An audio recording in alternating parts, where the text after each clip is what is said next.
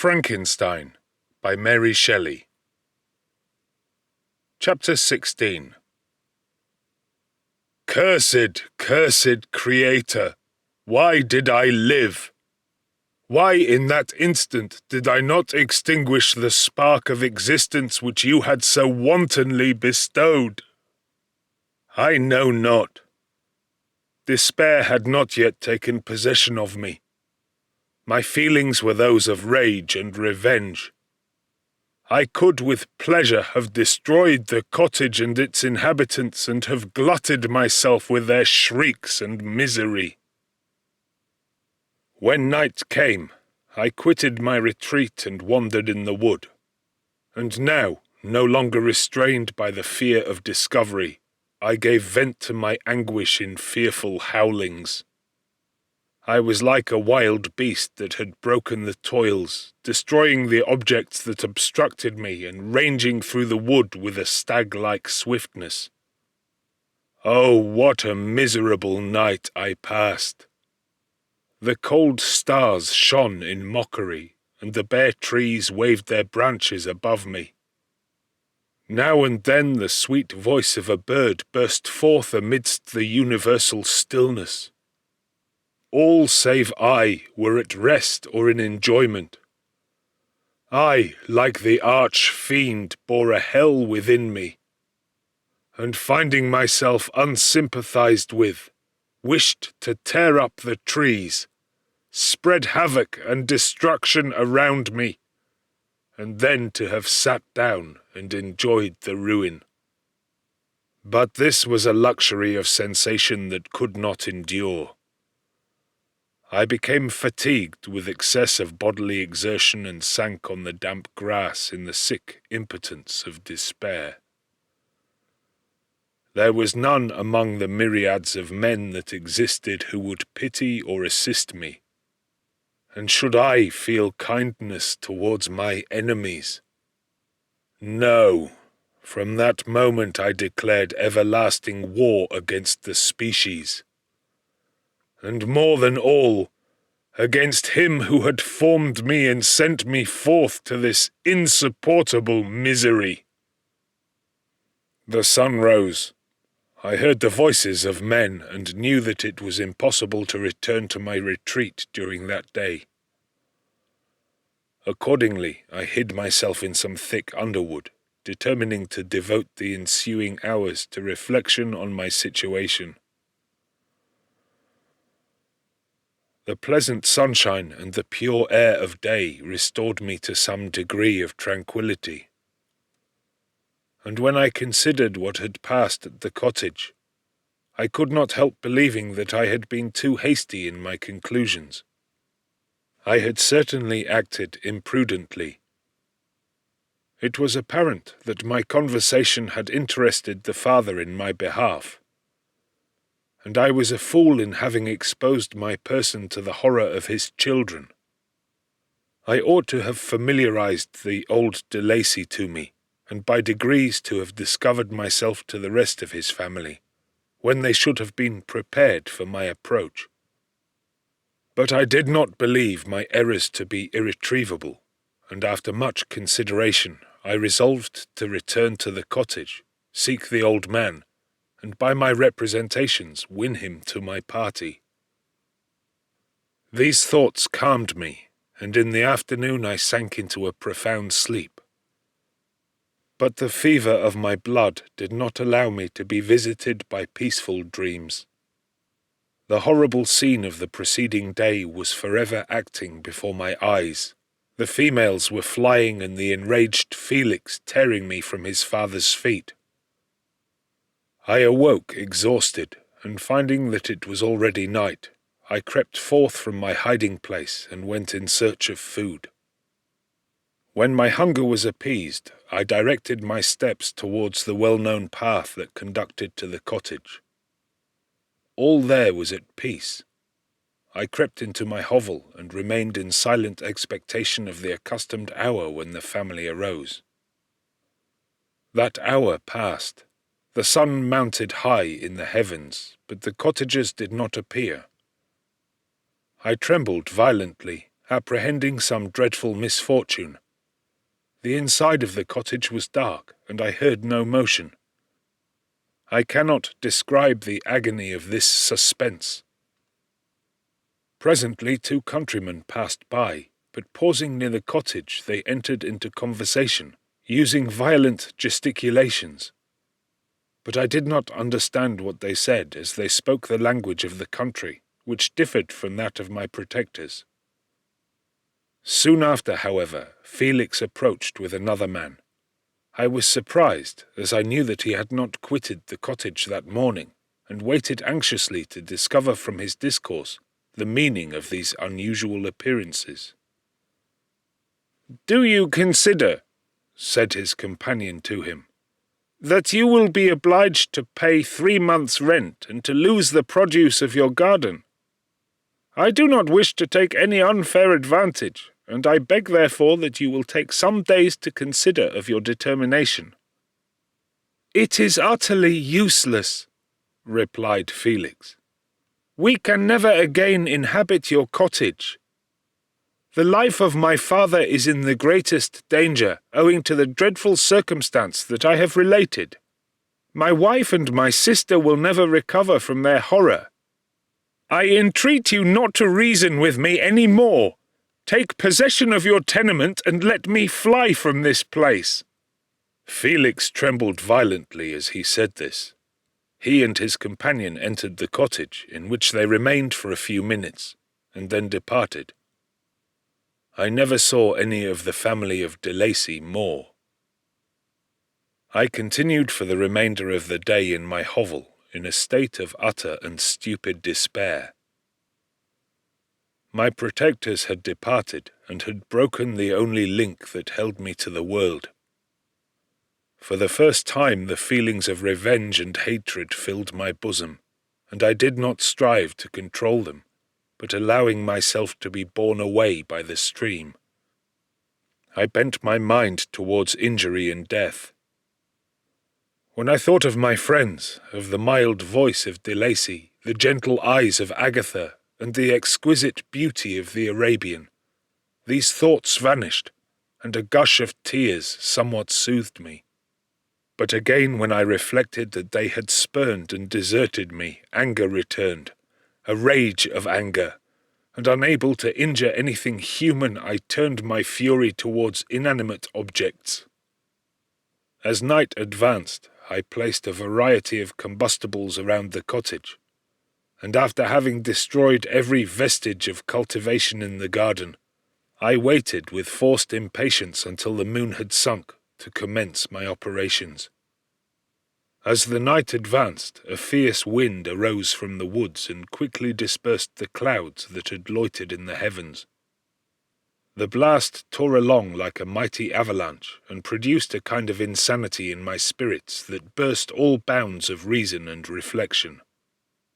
I lighted the dry branch of a tree, and danced with fury around the devoted cottage, my eyes still fixed on the western horizon, the edge of which the moon nearly touched. A part of its orb was at length hid, and I waved my brand. It sank, and with a loud scream I fired the straw and heath and bushes which I had collected. The wind fanned the fire, and the cottage was quickly enveloped by the flames, which clung to it and licked it with their forked and destroying tongues. As soon as I was convinced that no assistance could save any part of the habitation, I quitted the scene and sought for refuge in the woods. And now, with the world before me, whither should I bend my steps? I resolved to fly far from the scene of my misfortunes. But to me, hated and despised, every country must be equally horrible. At length the thought of you crossed my mind. I learned from your papers that you were my father, my creator. And to whom could I apply with more fitness than to him who had given me life? Among the lessons that Felix had bestowed upon Safie, geography had not been omitted. I had learned from these the relative situations of the different countries of the earth. You had mentioned Geneva as the name of your native town, and towards this place I resolved to proceed. But how was I to direct myself? I knew that I must travel in a southwesterly direction to reach my destination, but the sun was my only guide. I did not know the names of the towns that I was to pass through, nor could I ask information from a single human being. But I did not despair. From you only could I hope for succour, although towards you I felt no sentiment but that of hatred. Unfeeling, heartless creator! You had endowed me with perceptions and passions, and then cast me abroad an object for the scorn and horror of mankind. But on you only had I any claim for pity and redress. And from you I determined to seek that justice which I vainly attempted to gain from any other being that wore the human form. My travels were long, and the sufferings I endured intense. It was late in autumn when I quitted the district where I had so long resided. I travelled only at night, fearful of encountering the visage of a human being. Nature decayed around me, and the sun became heatless. Rain and snow poured around me, mighty rivers were frozen. The surface of the earth was hard and chill and bare, and I found no shelter.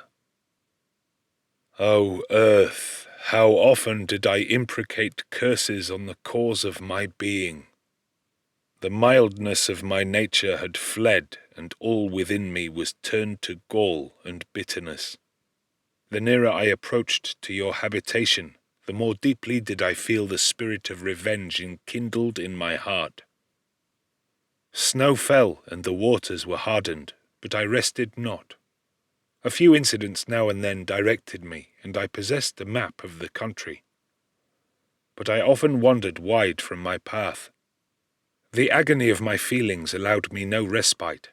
No incident occurred from which my rage and misery could not extract its food. But a circumstance that happened when I arrived on the confines of Switzerland, when the sun had recovered its warmth and the earth again began to look green, confirmed in especial manner the bitterness and horror of my feelings. I generally rested during the day, and travelled only when I was secured by night from the view of man. One morning, however, finding that my path lay through a deep wood, I ventured to continue my journey after the sun had risen. The day, which was one of the first of spring, cheered even me by the loveliness of its sunshine and the balminess of the air. I felt emotions of gentleness and pleasure that had long appeared dead revive within me. Half surprised by the novelty of these sensations, I allowed myself to be borne away by them, and forgetting my solitude and deformity, dared to be happy. Soft tears again bedewed my cheeks, and I even raised my humid eyes with thankfulness towards the blessed sun, which bestowed such joy upon me. I continued to wind among the paths of the wood until I came to its boundary, which was skirted by a deep and rapid river, into which many of the trees bent their branches, now budding with the fresh spring. Here I paused, not exactly knowing what path to pursue, when I heard the sound of voices that induced me to conceal myself under the shade of a cypress. I was scarcely hid when a young girl came running towards the spot where I was concealed, laughing as if she ran from someone in sport. She continued her course along the precipitous sides of the river, when suddenly her foot slipped and she fell into the rapid stream. I rushed from my hiding place and with extreme labour, from the force of the current, saved her and dragged her to shore. She was senseless, and I endeavoured by every means in my power to restore animation, when I was suddenly interrupted by the approach of a rustic, who was probably the person from whom she had playfully fled. On seeing me, he darted towards me, and tearing the girl from my arms, hastened towards the deeper parts of the wood. I followed speedily. I hardly knew why, but when the man saw me draw near, he aimed a gun which he carried at my body and fired. I sank to the ground, and my injurer, with increased swiftness, escaped into the wood. This, then, was the reward of my benevolence. I had saved a human being from destruction, and as a recompense I now writhed under the miserable pain of a wound which shattered the flesh and bone. The feelings of kindness and gentleness which I had entertained but a few moments before gave place to hellish rage and gnashing of teeth. Inflamed by pain, I vowed eternal hatred and vengeance to all mankind. But the agony of my wound overcame me. My pulses paused, and I fainted. For some weeks I led a miserable life in the woods, endeavouring to cure the wound which I had received. The ball had entered my shoulder, and I knew not whether it had remained there or passed through. At any rate, I had no means of extracting it. My sufferings were augmented also by the oppressive sense of the injustice and ingratitude of their infliction. My daily vows rose for revenge, a deep and deadly revenge, such as would alone compensate for the outrages and anguish I had endured. After some weeks my wound healed, and I continued my journey. The labours I endured were no longer to be alleviated by the bright sun or gentle breezes of spring. All joy was but a mockery which insulted my desolate state, and made me feel more painfully that I was not made for the enjoyment of pleasure. But my toils now drew near a close, and in 2 months from this time I reached the environs of Geneva. It was evening when I arrived, and I retired to a hiding place among the fields that surround it, to meditate in what manner I should apply to you. I was oppressed by fatigue and hunger, and far too unhappy to enjoy the gentle breezes of evening, or the prospect of the sun setting behind the stupendous mountains of Jura. At this time a slight sleep relieved me from the pain of reflection, which was disturbed by the approach of a beautiful child, who came running into the recess I had chosen, with all the sportiveness of infancy. Suddenly, as I gazed on him, an idea seized me that this little creature was unprejudiced, and had lived too short a time to have imbibed a horror of deformity. If, therefore, I could seize him and educate him as my companion and friend, I should not be so desolate in this peopled earth. Urged by this impulse, I seized on the boy as he passed, and drew him towards me. As soon as he beheld my form, he placed his hands before his eyes and uttered a shrill scream. I drew his hand forcibly from his face and said, "Child, what is the meaning of this? I do not intend to hurt you. Listen to me." He struggled violently. "Let me go!" he cried. "Monster! Ugly wretch! You wish to eat me and tear me to pieces! You are an ogre! Let me go, or I will tell my papa!" "Boy, you will never see your father again. You must come with me." "Hideous monster! Let me go! My papa is a syndic. He is Monsieur Frankenstein. He will punish you. You dare not keep me." "Frankenstein? You belong then to my enemy, to him to whom I have sworn eternal revenge. You shall be my first victim." The child still struggled and loaded me with epithets which carried despair to my heart. I grasped his throat to silence him, and in a moment he lay dead at my feet. I gazed on my victim, and my heart swelled with exultation and hellish triumph. Clapping my hands, I exclaimed, "I too can create desolation. My enemy is not invulnerable. This death will carry despair to him, and 1,000 other miseries shall torment and destroy him." As I fixed my eyes on the child, I saw something glittering on his breast. I took it. It was a portrait of a most lovely woman. In spite of my malignity, it softened and attracted me. For a few moments I gazed with delight on her dark eyes, fringed by deep lashes, and her lovely lips. But presently my rage returned.